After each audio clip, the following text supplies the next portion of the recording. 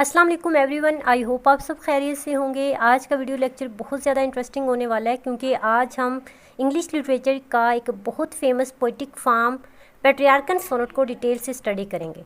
Students, जब भी हम renaissance poetry, Elizabethan poetry, Shakespeare या फिर एडमंड स्पेंसर को पढ़ते हैं तो हम बार बार सोनेट का वर्ड सुनते हैं, लेकिन एक्चुअल में क्या होता है कि स्टूडेंट्स सोनेट की टाइप को तो याद कर लेते हैं, उनका कॉन्सेप्ट ले लेते हैं, मगर उन्हें ये नहीं पता होता कि एक्चुअल में सोनेट क्या होती है और पेट्रियार्कन सोनेट को इतनी ज़्यादा इंपॉर्टेंस क्यों दी जाती है। तो इसलिए आज हम इस लेक्चर के अंदर स्टेप बाय स्टेप इस कॉन्सेप्ट को समझेंगे। तो सबसे पहले एक सिंपल क्वेश्चन के साथ इस वीडियो को स्टार्ट करते हैं कि सोनेट है क्या, क्योंकि पेट्रियार्कन सोनेट की तरफ जाने से पहले हमें सबसे पहले सोनेट के बारे में जानना है। तो सोनेट को पहले समझ लेते हैं, what is a sonnet. Sonnet actual में एक शॉर्ट लिरिक पोइम होती है जो सिर्फ 14 लाइन्स पर बेस्ड होती है। ये आमतौर पर किसी एक सेंट्रल आइडिया, इमोशन या फिर थीम को एक्सप्रेस करती है, चाहे वो थीम लव का हो, ब्यूटी का हो, टाइम हो, डेथ हो या कोई फिलोसॉफिकल थॉट हो। सोनेट इन सभी टॉपिक्स को बहुत कंसाइजली और आर्टिस्टिक वे में प्रेजेंट करती है। सोनेट के वर्ड की अगर हम ओरिजिन की बात करें तो ये वर्ड सोनेट जो है ये निकला है इटालियन वर्ड सोनेटो से, जिसका मतलब है लिटिल सॉन्ग या फिर छोटा गीत। स्टूडेंट, सोनेट जो है ये इटली में डेवलप हुई थी और फिर धीरे धीरे पूरे यूरोप में फेमस हो गई। इंग्लिश लिटरेचर में सोनेट की कई टाइप्स हैं, कई फॉर्म्स हैं, बट दो जो फॉर्म्स हैं वो सबसे ज़्यादा इंपॉर्टेंट मानी जाती हैं। फर्स्ट वन इज़ पेट्रियार्कन सोनेट, जिसे इटालियन सोनेट भी कहते हैं, और दूसरी सोनेट की फॉर्म है शेक्सपियरियन सोनेट, जिसे इंग्लिश सोनेट भी कहते हैं। आज हमारा पूरा फोकस पेट्रियार्कन सोनेट पर रहेगा। तो सबसे पहले ये समझते हैं कि पेट्रियार्कन सोनेट होती क्या है। बेसिकली पेट्रियार्कन सोनेट एक 14 लाइन लिरिक पोइम होती है जो एक स्पेसिफिक स्ट्रक्चर और राइम स्कीम को फॉलो करती है। इस सोनेट फॉर्म का नाम इटालियन पोइट पेट्रियार्क के नाम पर रखा गया क्योंकि उसने इस पोइटिक फॉर्म को इतनी पॉपुलैरिटी दी कि आज भी सोनेट का नाम जब भी जो है वो आता है तो पेट्रियार्क की याद आते हैं, क्योंकि उन्होंने इसको सबसे ज़्यादा पॉपुलैरिटी दी थी, इसको सबसे ज़्यादा यूज़ किया था। अब क्वेश्चन ये पैदा होता है कि पेट्रियार्क कौन था। तो अगर आपने प्रीवियस लेक्चर देखा है जो मैंने ह्यूमनिज़म पे अपलोड किया था तो आपको मस्ट पता होगा कि ह्यूमनिज़म का फादर जो है वो पेट्रियार्क को कहा जाता है। पेट्रियार्क का पूरा नाम फ्रांसिस्को पेट्रियार्क था। रेनेसां पीरियड का एक बहुत ही फेमस इटालियन पोइट था, स्कॉलर था और ह्यूमनिस्ट था। लेकिन लिटरेरी हिस्ट्री में उसकी सबसे बड़ी पहचान जो थी ना, वो सबसे बड़ा नाम उसका जो था वो इसी वजह से फेमस था कि उसने सोनेट पोइट्री को जो है वो पॉपुलैरिटी दी थी।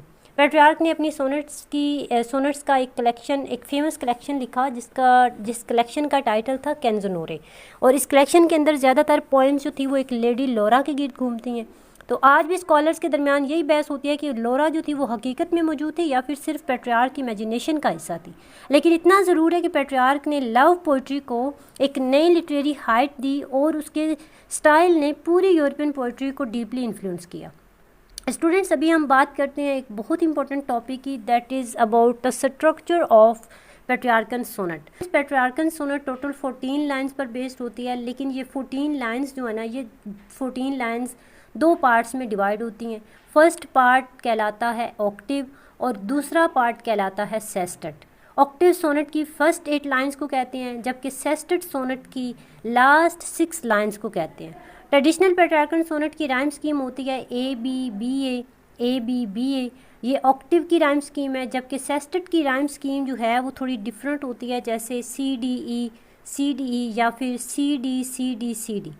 पेट्रियार्कन सोनेट की एक्चुअल ब्यूटी उसकी राइम स्कीम में नहीं होती, बल्कि ऑक्टिव और सेस्टेट के बीच में जो रिलेशनशिप है उससे होती है। स्टूडेंट्स, ऑक्टिव जो है ये किसी भी problem, question, desire, emotional conflict को रिप्रेजेंट करता है, जबकि on the other hand sestet उसी प्रॉब्लम को, उसी क्वेश्चन को, उसी कॉन्फ्लिक्ट को रिजॉल्व करता है, रिस्पॉन्स करता है, सॉल्यूशंस प्रोवाइड करता है। और इन दोनों सेक्शंस के दरमियान में जो टर्निंग पॉइंट आता है उसको वोल्टा कहा जाता है। आई होप आपने फर्स्ट टाइम सुना होगा वोल्टा के बारे में, और अभी ये आपको बहुत अच्छे से समझना है। वोल्टा पेट्रियार्कन सोनेट का सबसे इंपॉर्टेंट कॉन्सेप्ट है, सबसे इंपॉर्टेंट पार्ट है। ये आमतौर पर लाइन नंबर 9 से स्टार्ट होता है। यहीं से पोइम का जो मूड है, जो डायरेक्शन है, जो टोन होती है वो चेंज हो जाती है। फॉर एग्जांपल, अगर पोइट फर्स्ट 8 लाइन्स में उम्मीद की बात करता है, होप की बात करता है, तो वोल्टा के बाद वो होप जो है वो मायूसी में बदल जाती है।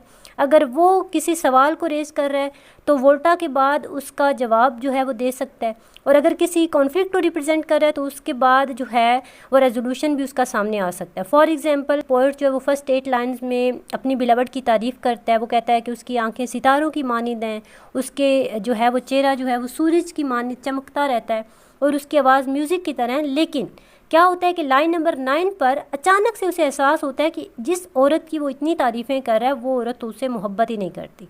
अब पोइम का जो मूड होता है वो चेंज हो जाता है। बाकी 6 लाइन्स जो हैं वो उसी दुख में, उसी तन्हाई में और इमोशनल पेन के साथ जो है वो लिखता है और उसके इमोशनल पेन को एक्सप्रेस करती हैं। यहाँ पर जो सडन एक शिफ्ट होता है ना, सडन चेंज होता है, उसको हम कहते हैं वोल्टा।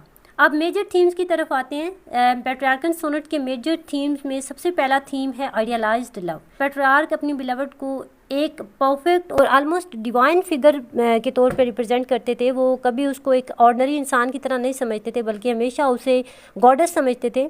उसकी पर्सनैलिटी को इतना एलिवेट कर देते थे कि वो एक हेवनली बीइंग जैसी महसूस होती थी। दूसरा इंपॉर्टेंट थीम है अनरिक्विटेड लव।